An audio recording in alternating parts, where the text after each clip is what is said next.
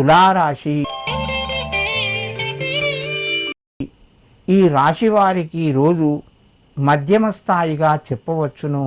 ప్రయత్నాలు మెల్లగా ముందుకు వెళ్తాయి. మధ్యవర్తిత్వము వెళ్ళకండి. సాధ్యమైనంత మటుకు మీరు కొంత సహాయం చేసి దూరం ఉండండి.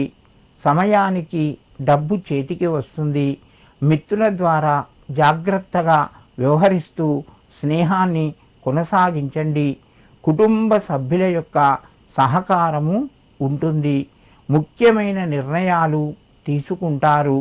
మీకు కొంత అనుకూలంగా ఉన్నదని చెప్పవచ్చును.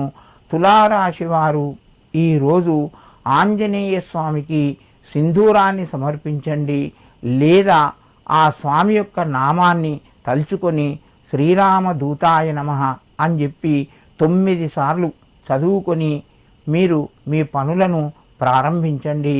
మీకు మరింత శుభయోగం కలుగుతూ ఉంటుంది. వృశ్చిక రాశి.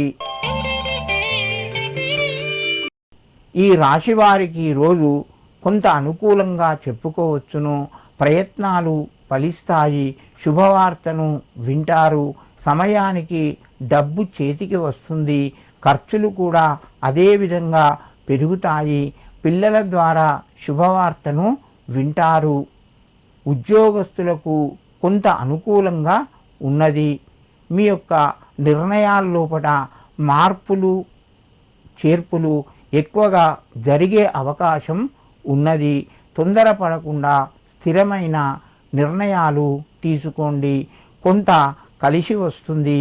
వృశ్చిక రాశి వారు ఈరోజు వీరభద్రస్వామికి నమస్కరించి మీ పనులు ప్రారంభించండి. మీకు మరింత శుభయోగం కలుగుతూ ఉంటుంది. ధనస్సు రాశి. ఈ రాశి వారికి రోజు అనుకూలంగా చెప్పుకోవచ్చును. ప్రయత్నాలు ఫలిస్తాయి.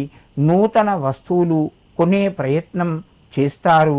ఖర్చులు కూడా పెరుగుతాయి.